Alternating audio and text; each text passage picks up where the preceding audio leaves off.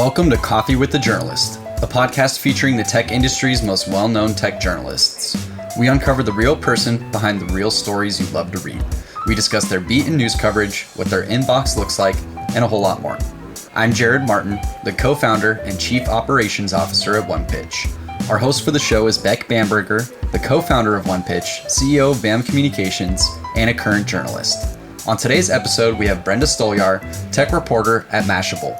Brenda gives us an inside look into the pitches she receives and the ones she likes, her love for reading, her favorite TV show, and more. Let's dive into today's episode featuring Brenda Stolyar from Mashable. Hey everyone, today on Coffee with the Journalist, we have Brenda Stolyar, who is at Mashable right now, the head of all the product reviews, the consumer products you see previously at PC Mag. She's here today to chat about all the things, pitching, storytelling, journalism, the future of, etc. Hello, Brenda. Thank you for being here. Thank you for having me. Are you drinking coffee right now? I am actually. Me too. This is perfect. One of the few times we've actually had the coffee happening on this podcast, to tell you the truth. There's been many other drinks. First off, you're new at Mashable. You came from PC Mag before, same parent company, but congrats on the new position as of earlier this year. Thank you very much. Yay on that. How are you adjusting to that role, even though I know it's the same parent company? Yeah, it's funny actually. So I basically just had to move across the hall, essentially.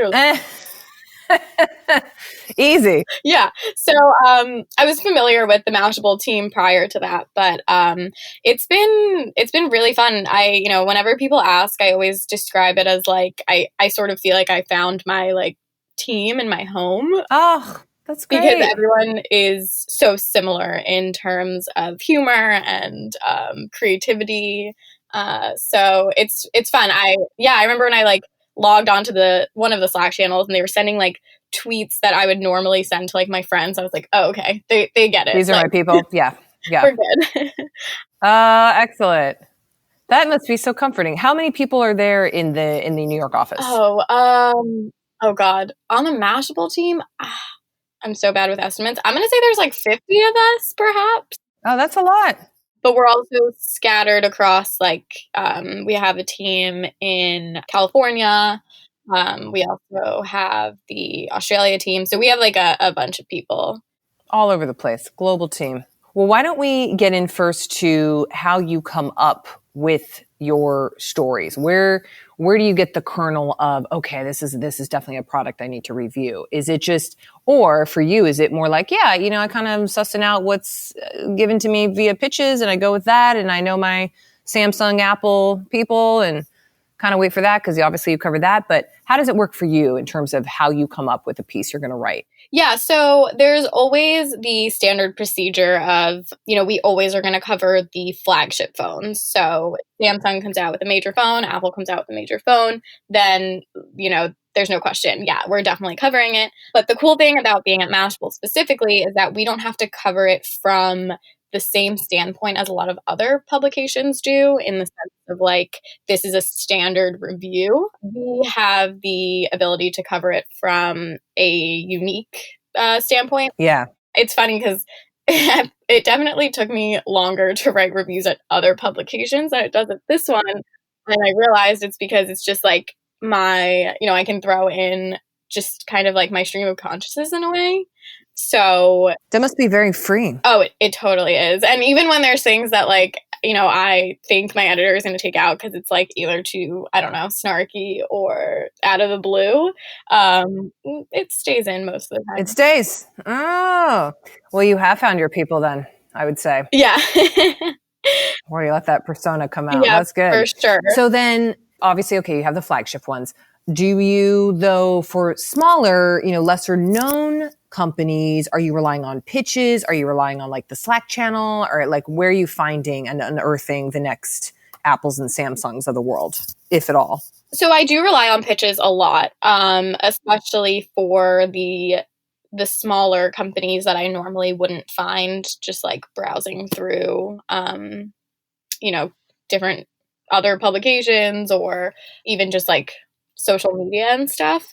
So it's always nice to be able to get pitched something that falls under my category in terms of tech, something I don't have to like squeeze in like a weird way that like sort of relates but doesn't, so I always appreciate the pitches that are like, okay, this connects to your phone, this is a tech product, and it falls under my beat, which is like either a phone or a wearable or anything fitness related. So yeah, I mean, it gets a little difficult because there are not unfortunately, I shouldn't say unfortunately, but there are always tons of major products coming out that it gets hard to be able to sort of take a break and cover more like niche products. But every now and then there's like a bit of a lull in the review cycle, and we get to jump on things that we weren't able to. Got you.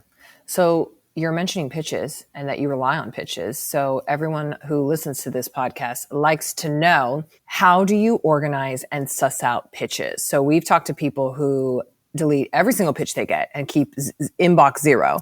We have people who have said, oh no, someone I just spoke to yesterday saves every single pitch she ever gets because she unearths them for later time. So what do you do with pitches, and how does your inbox look? Okay, so it's funny. My work inbox, I always have to keep it at a zero because for work, it bothers me.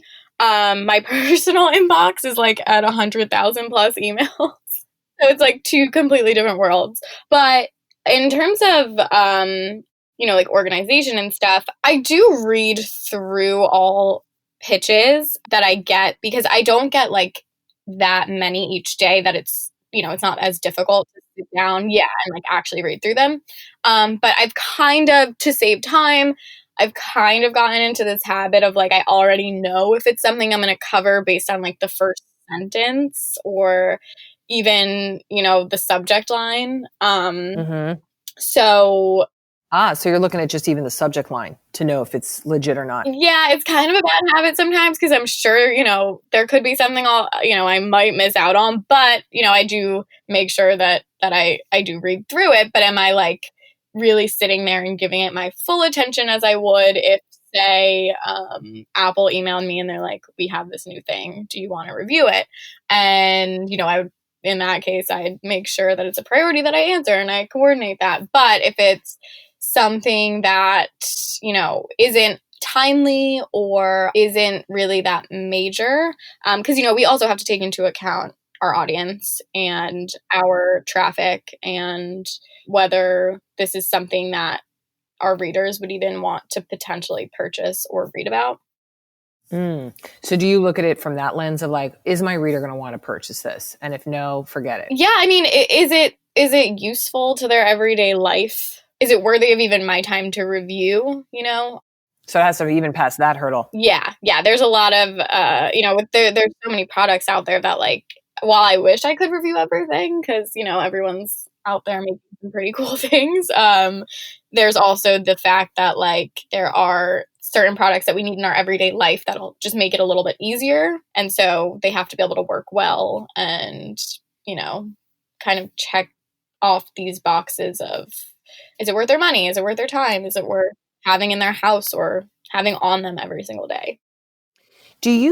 What do you do in the sense of you have this product, you're like, it's kind of lame. I was planning to review it. What do you do? Do you just are you just like, okay, I'm not gonna post it. I'm not gonna review anything and like blaze them, or do you move forward? And the reason I ask even further is because you're rather new in this particular role, so you don't have necessarily a reputation yet established of like, oh God, like Brenda really roasts some things if she hates it. You know what I mean? So how do you think of that? Yeah. So that definitely, well, okay. So if I have the product, or if I'm going to review the product and I, all of a sudden realize that it's not as cool, if it's really something that our readers might care about, even if it's like kind of lame, then that's where that like weirdness with Mashable comes in, where we have that opportunity to cover it from like some crazy angle.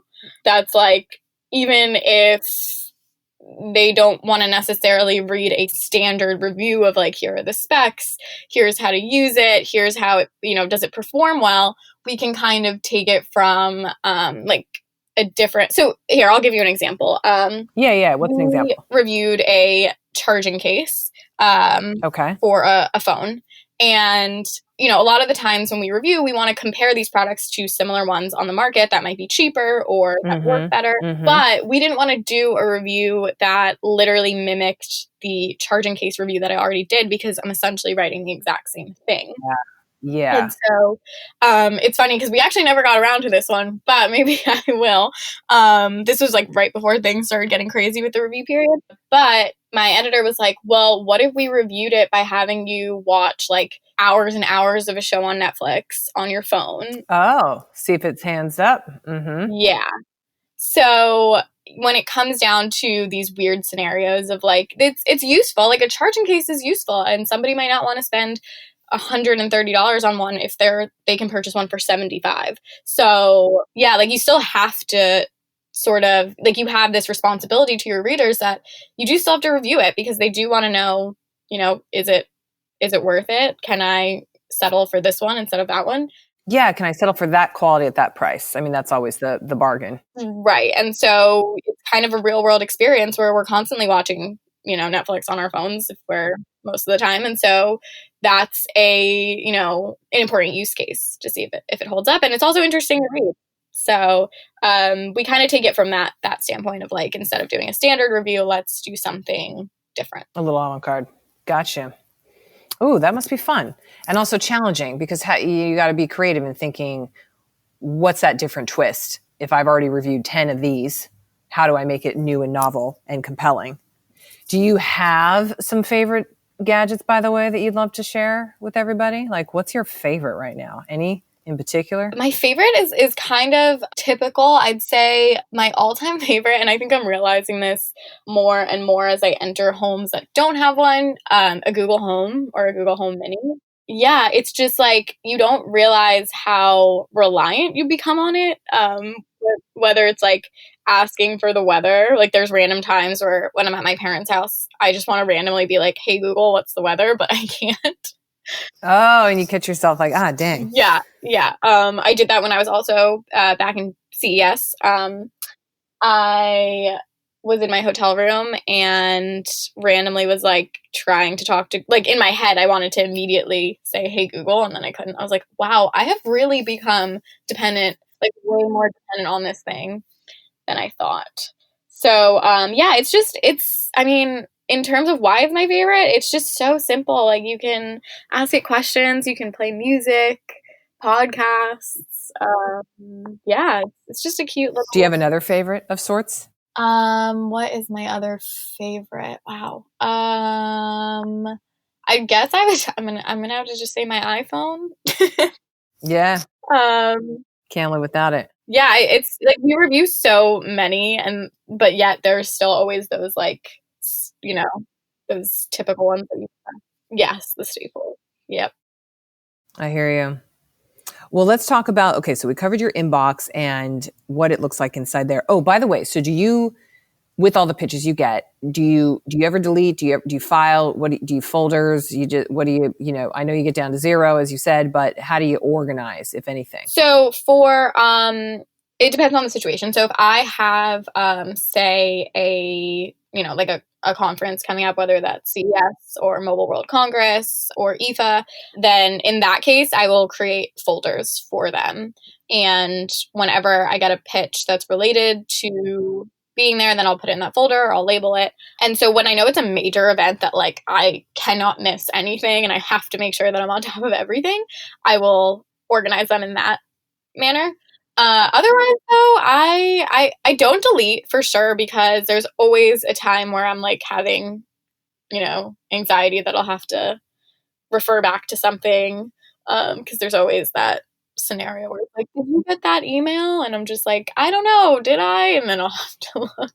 You need the receipts. Let's just say that. Yes. You need the receipts. But I like that. Yeah, but yeah, so I just really keep them in there, in the main inbox, unless there's something that really requires kind of like meticulous, like my full attention, I'd say. Mm-hmm. I like with the folders per the event, per the conference. Keeps it clean. Yes, very important. It's like a lifesaver for sure. Especially because people still pitch you. That's another thing. What? People still pitch you when there is a major conference going on. So it's really important that like certain things don't get lost amongst. Oh, so what do you do with that where they're pitching you during, let's say, CES, and it's not related to CES, but it's during that heavy time? It just goes into the regular box of sorts? Yes. So you don't do it. Yeah. Okay.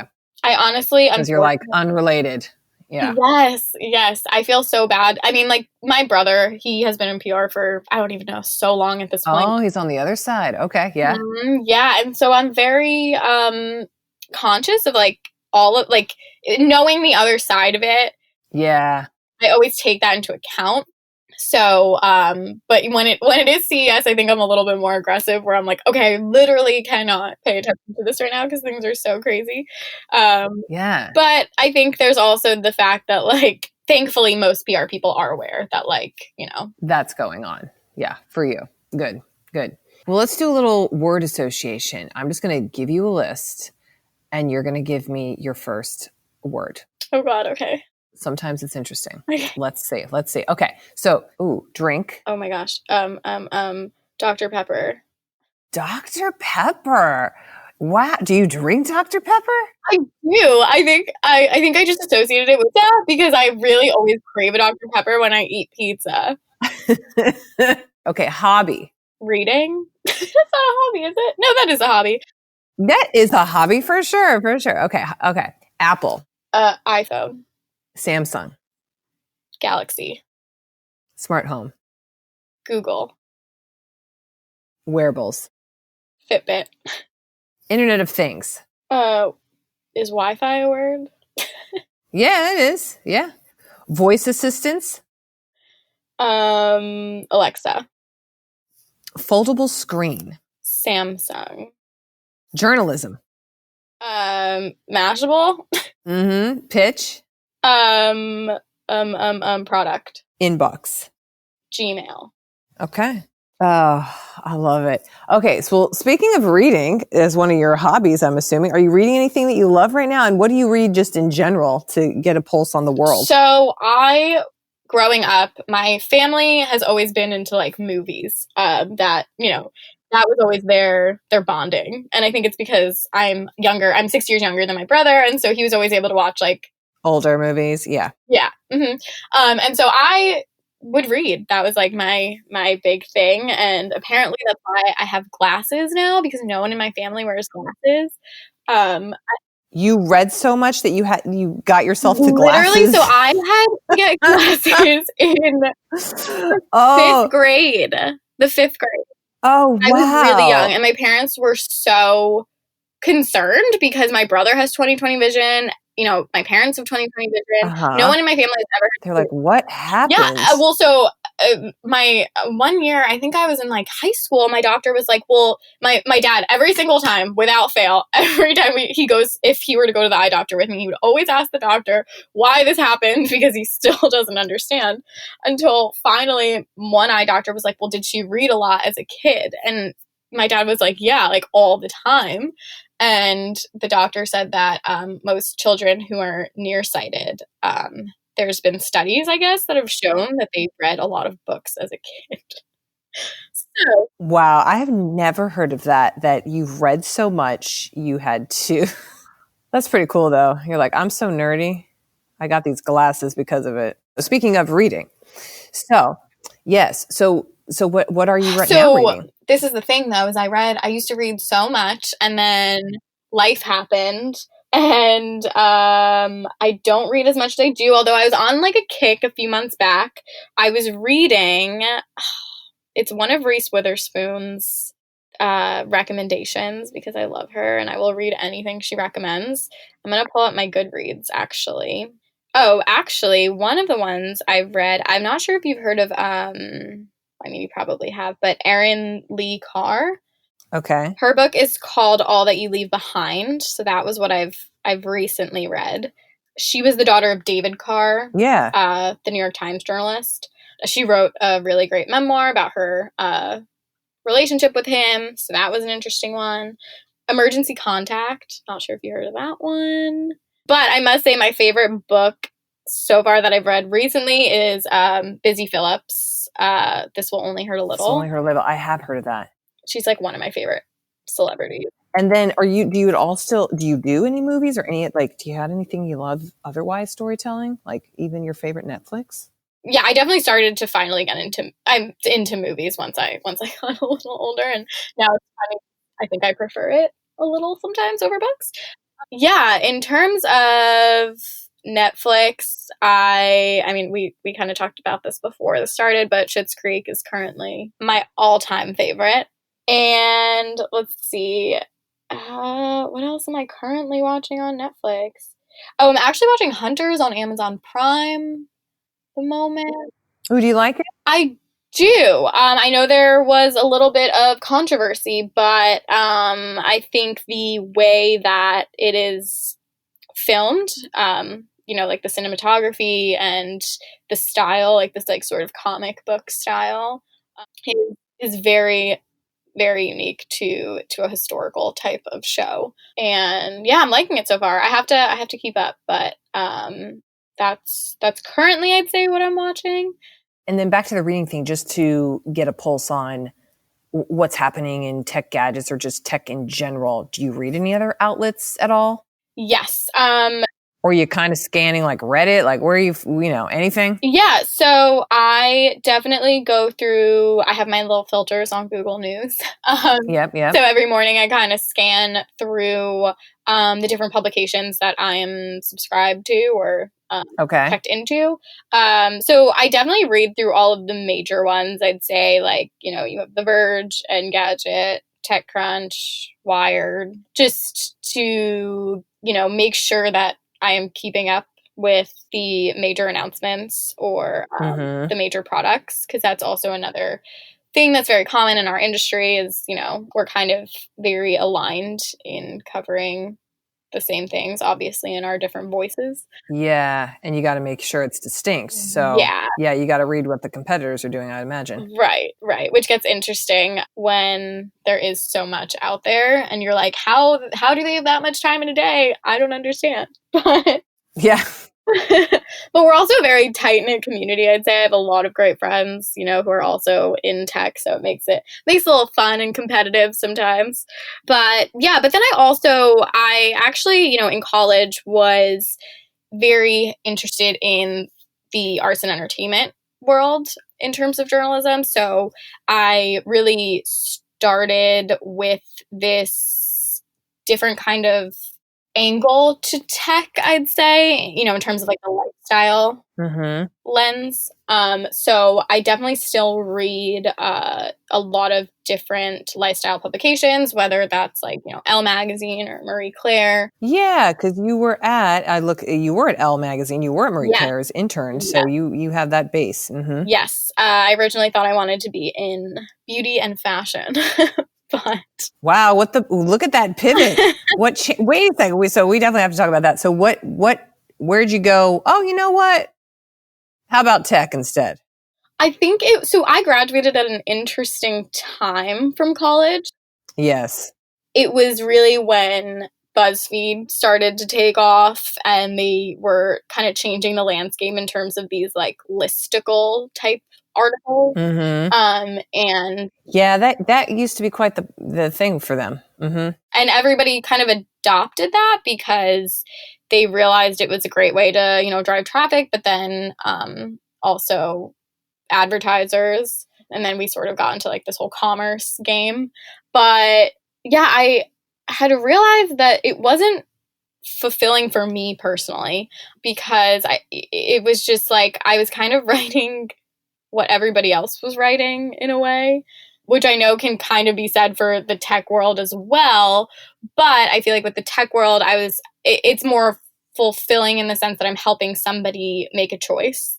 I'm helping someone really know what is behind the product and how it actually works, as opposed to kind of going online and reading like customer reviews or something. And so, yeah, I just felt like for me, I couldn't really write any more about lipstick shades and,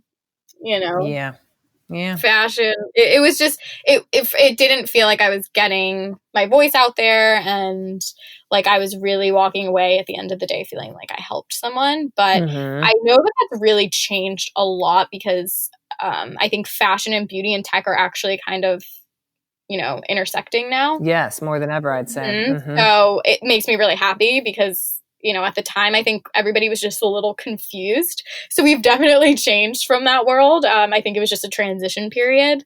Speaking of that, one of our last questions we like to ask is, what does the future of journalism look like in your view? I know you haven't been in journalism for 3.5 decades or something, or we have folks who have really seen the pivot and the change over times. But for you, being more on younger journalists here, what do you think? Yeah, I think we're seeing a lot of journalists becoming the face of the actual publications. I think with social media playing such a huge role in our coverage, we're seeing that it's not just the journalists, written work. It's a lot of who they are as a person and kind of how they inject that into their work. And, as you mentioned before, like there's a lot of people that are known for like roasting certain products and being really harsh. So I think the future of journalism is really shifting to social media, I must say. I think we're really allowing journalists to become, I know this is going to sound so weird, but in a way, like become their work. Yes. We're becoming more personable, I guess you can say. And it's less of just like what we're doing on paper and a lot of like who we are as people. Which I'm not sure if any of that makes sense, but a lot of journalists are now, like you'll see a person and associate them with their publication. I think that's quite true. I think what you're saying is there's definitely personalities, and the authors now finally being more face forward than ever before. Whereas 5 years ago, 10 years ago, you didn't really know who the person was writing the piece, let's say. Definitely like 10 years ago. It was just like, that name, like you kind of see. And now it's tremendously more different. Yeah. You're much more out there as the reporter. And there's way more, I would say, stages and places for you to be that you lead. And now we have all these authors coming out from the journalism sphere, writing and expanding upon the story that they covered and all this other stuff. So there's kind of like a celebrityness to journalism, I think, that's happening that I've never seen before. Yeah. And it's also like, we are now able to take these products and, if they don't have an embargo, kind of have people like follow along with us, ask us anything on Twitter, follow the photography journey on their Instagram of how well the camera works. So we're getting a lot into this idea of like I would say a closer relationship with our readers, in the sense that they have this easy way to connect to us and this easy way to ask us questions, so that we can help them outside of the scope of, here, go read my review if you want to know that. It's more of like they are allowed to ask us these questions and they are allowed to interact with us. But I think on the other end of it, I think we're also seeing, I'm going to say, more digestible content. I think that's an important one as well, in terms of like just really getting to the core of what people want to know, rather than spending 5,000 words on a review. Yes. Or even on a story, because our attention spans are a little. Yes. It's shifted just a bit. Yes. Yeah. So I think in the future, we're probably going to see people realizing that like, they don't have to go by the standard, review template or story template. They can really be unique with it and cover what they want to cover. I think that's like the beauty of the internet, is even if you don't cover it, fully in this review, you can do a one-off story, or even just cover one feature of it that's like super important. So yeah, I think in the future, like we're going to get less, I don't want to say scared, but we're going to be more enthusiastic, I guess, to kind of go against what the typical standard format of journalism is. I can't wait. Sounds nice, right? Yeah. I mean, I'm excited. Well, and Mashable has already done that and pivoted notably in the last couple of years too, with how they've evolved. So I have to give credit to like the outlets too and the fashion ones, to your point too, that have gotten much more, I don't know, culturally aware. Yes. And much more broader in their coverage instead of like, let's review these 19 lipsticks. Exactly. There's a lot more cover. Yeah. Yeah. And I think that's a nice trajectory that those are going on. Yep. Well, Brenda, the last thing we're going to do here is a fun little Mad Lib. Okay. If you haven't played before, I'm just going to feed you the words and then I will read it back to you what we come up with here. So the first thing is just a catchphrase, just any like phrase of sorts. Wait, can you give me an example? And then I'll think of one. Yeah, like the early bird gets the worm. Like that's a super dated one. Or like, ew, David for your show. Like, you know. Can I say ew, David? Yeah, let's do it. Just so people know, if you're not familiar with the reference, that's from Schitt's Creek, which is a show on Amazon, very popular. Yes. Okay. And then what's a journalist scare phrase? I'm going to say don't break the embargo. Oh, yeah. And then what's an empowering journalism buzzword? Ooh, I'm going to say high engagement. Okay, what about an adjective? Yellow. Okay, great. Yes. And then part of a pitch. Part of a pitch. Specs. There you go. All right, another adjective. I'm just going to do another color. Let's say pink. And then another part of a pitch. That's the last time on that, just so you know. Signature. Okay, yes. Amount of time. Let's say a week. Okay. Adjective. Can I say a number? Let's do 8. Then what about singular noun? Can we do my name? Sure. And then what about a topic? A topic. Tech. And then a verb that ends in ing. Talking. And then a verb, just a verb. Run. Okay, are you ready? Yes. To me, tech journalism is ew, David. It consists of don't break the embargo and high engagement on the daily. If a pitch has any yellow specks, I will absolutely respond to it. However, if a pitch has a pink signature, you can expect no reply from me. If a week goes by and you don't see an email back from me, you can just assume I am not 8 about it. The best stories always have Brenda and usually are about tech. Ooh. The best way to reach me is by talking to me, but you can also run to me. I really like that. I think that very much describes me. It's perfect. You know, it's funny how people have said like, oh, can you please send that paragraph over to me? That's actually rather accurate. Yeah. So we have a lot of fun with that. So funny. Well, Brenda, thank you so much for being on with us today and our coffees. Thank you for having me. This was so fun. This was fun. Thank you so much. Yeah. Thanks for listening to this week's episode of Coffee with the Journalist featuring Brenda Stolyar from Mashable. The goal of our show is to give you an in-depth look into the tech industry's most well-known and coveted journalists, and we hope you found today's episode insightful. If you haven't already, make sure to subscribe to our show on iTunes, Spotify, and everywhere else you enjoy listening to podcasts. We'll see you next week with an all-new guest and even more insights. Until then, let's quit bitching about pitching and start great stories.